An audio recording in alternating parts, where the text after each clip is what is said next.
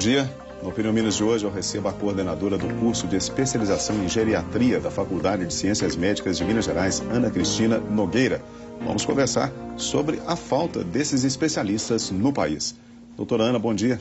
Bom dia, moço. Obrigado pela presença aqui no Opinião Minas. Doutora Ana, acho que podia começar explicando assim, de uma forma bem simples e direta. O geriatra é realmente um médico especializado em pessoas mais velhas, seria isso? Isso mesmo, isso é a especialidade que cuida de idosos, né? No Brasil, a gente considera idosos a partir de 60 anos. Nos países desenvolvidos, pela Organização Mundial de Saúde, idosos é a partir de 65 anos. A senhora diria então que a pessoa deve procurar um geriatra a partir dos 60 anos ou um pouquinho antes? Olha, na verdade, Múcio, o envelhecimento ele é construído, né, ao longo da vida. Então, a geriatria ela tem esse papel também de prevenção e promoção à saúde. E nós temos uma grande formação clínica também, né? Então, a gente tem esse papel de preparar a pessoa para o envelhecimento, o que justificaria a procura antes dos 60 anos, e após os 60, cuidar das patologias que são mais típicas do envelhecimento, né? Como a perda de memória, a depressão, a instabilidade postural, as quedas, o risco de uso de múltiplos medicamentos, né? Quando só fala assim um pouquinho antes dos 60, o que seria exatamente assim? A partir de que idade a pessoa já deve se preocupar? Você olha, acho que está na hora de eu procurar um médico especialista, né, em pessoas um pouco mais idosas. Não tem uma definição assim tão clara, sabe, da idade. A partir dos 40 anos é interessante já se pensar, né, mais especificamente no envelhecimento. E a vida toda a pessoa ter esses cuidados da alimentação saudável, da atividade física, do manejo do estresse, da qualidade de vida, para permitir o envelhecimento com qualidade. Doutora, como é que se forma um geriatra? Olha, o ideal da formação médica é a residência médica, né? E aí seriam 2 anos de clínica médica e 2 anos de geriatria. O grande problema no Brasil é a falta de residências médicas. A maioria delas estão concentradas na região sul e sudeste e o número de vagas ainda é muito pequeno para a necessidade da demanda e do envelhecimento da população. População, isso aí os dados estão comprovando, está cada vez mais idosa, né? No Brasil especificamente, e cada vez vivendo mais, né? Exatamente. Essa mudança do envelhecimento da população brasileira, ela se deve a inúmeros fatores. Dentre eles, a redução da taxa de natalidade, as mulheres têm menos filhos, e também a redução da taxa de mortalidade. As pessoas hoje vivem mais, né? Por inúmeros motivos, por exemplo, a própria condição de se cuidar da saúde, a tecnologia dos medicamentos, o tratamento intensivo, né? Saneamento básico, vacinação. Então, essa mudança epidemiológica traz grandes preocupações acerca de quem vai cuidar desses idosos. Porque hoje no Brasil nós temos em torno aí de 900 geriatras, para uma expectativa de 32 milhões de idosos em 2025. Nossa, eu acho que vale a pena só repetir esse dado aí. Nós não temos nem 1.000 médicos geriatras no Brasil para atender uma população por volta de 30 milhões de pessoas, seria isso? Exatamente. Então, a preocupação é muito grande. Essa é uma preocupação do Ministério da Saúde, é uma preocupação da Sociedade Brasileira de Geriatria e Gerontologia. Inclusive, agora em julho, vai haver a nova prova, né, de geriatria que vai acontecer em Porto de Galinhas. E por que a gente tem essa disparidade de números aí, doutora? Olha, um dos motivos é a falta de residência médica, né, em geriatria.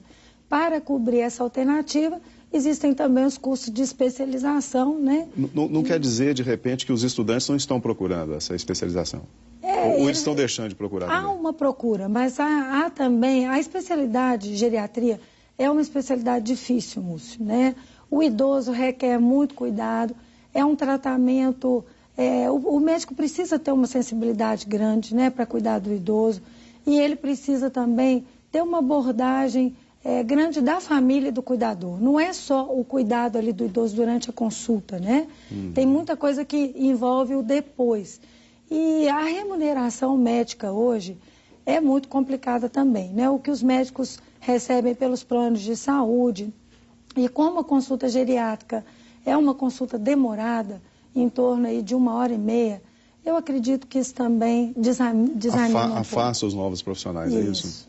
Infelizmente, é um problema que acontece em várias especialidades e acontece também com a geriatria. A população, de um modo geral, já está conscientizada, essa população, e a partir dos 40 anos, como a senhora falou antes, de que deve procurar um geriatra? Eu acho que não, Múcio. Inclusive, os idosos mesmo, né, depois de 60 anos, o que a gente vê ainda é um preconceito em procurar um geriatra, né? Então, talvez por se sentir velhos, mas na realidade, a geriatria ela vai prezar exatamente pela boa qualidade do envelhecimento.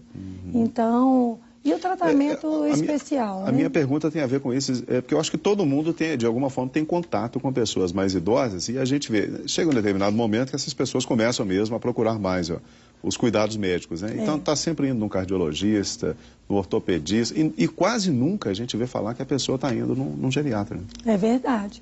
Então, infelizmente, a geriatria no Brasil ainda é muito curativa. Se procura um geriatra quando esse idoso está sendo avaliado por vários profissionais, né? Fragmentando esse idoso, por exemplo, cardiologista, pneumologista, reumatologista, olhando cada um a sua área, e aí começam a surgir os problemas, principalmente decorrentes do excesso de medicação. O geriatra é um gerenciador dos problemas de saúde desse idoso, né? E muitas das vezes o que nós vamos fazer é reduzir a quantidade de medicamentos, que é um dos grandes problemas. E aí acaba chegando para a gente já em situações muito graves, idosos em situações já acamados, com úlceras, né? E a gente tem também esse papel de cuidados paliativos, de cuidados prolongados, mas o ideal é que se mude essa visão e as pessoas passem a procurar a geriatria na forma preventiva, né? Para que possam promover um envelhecimento saudável e que tenha uma qualidade de vida. E não lá no fim da vida, quando às vezes a gente não vai ter tanto mais, né, o que promover assim, qualidade. Doutora Ana, de uma forma geral, quais são as principais doenças aí que começam a acometer aí as pessoas nessa faixa, na terceira idade? Na geriatria a gente tem as grandes síndromes geriátricas, que são a insuficiência cerebral, a depressão, a demência e o delírio. Delírio é uma confusão mental aguda quando a pessoa apresenta algum quadro orgânico. Por exemplo, um idoso pode ter um quadro de pneumonia ou uma infecção urinária e ficar confuso, não falar coisa com coisa, e não apresentar tosse, catarro, chieira, né, como é tipicamente no adulto. A demência são os quadros de perda de memória que precisam ser abordados. Existe tratamento, principalmente para a doença de Alzheimer, um tratamento bem estabelecido, inclusive cedido pelo SUS, né? E também a depressão, existe uma maior prevalência que a gente precisa cuidar. A incontinência urinária seria a perda de urina involuntária, que traz uma grande limitação à qualidade de vida, e o idoso acaba ficando constrangido para sair de casa, né? Também tem tratamento.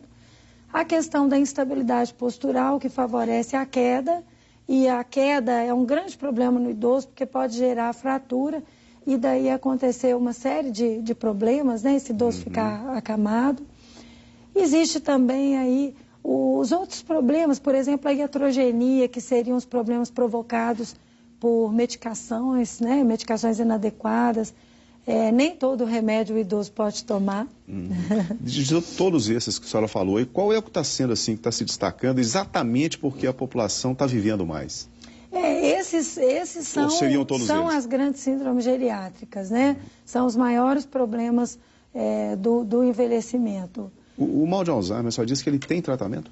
Tem tratamento. Ele não tem cura, mas existem medicações para frear a evolução da doença de Alzheimer e melhorar a qualidade de vida do idoso e da família. E os sintomas que a pessoa deve prestar atenção com relação ao mal de Alzheimer, assim, né, para identificar que a doença está aparecendo? A doença de Alzheimer, ela costuma iniciar pela redução da memória recente.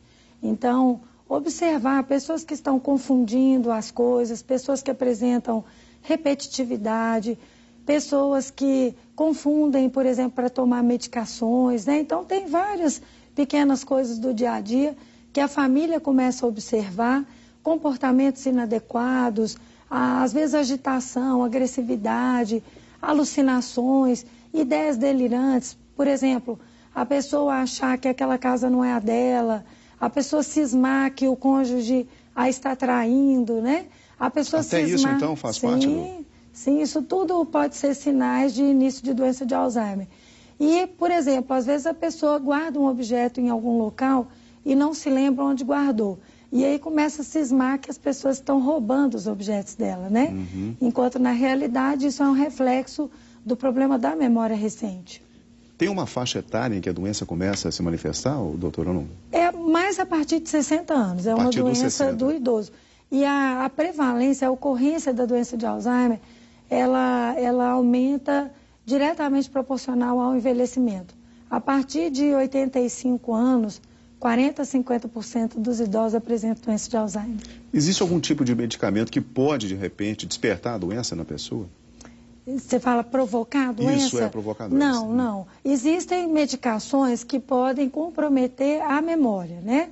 Por exemplo, os benzodiazepínicos, tipo diazepam, o alprazolam, são medicamentos para dormir, medicamentos calmantes, que bloqueiam muito a memória e que afetam também a mobilidade, relaxam a musculatura e podem fazer as pessoas cair.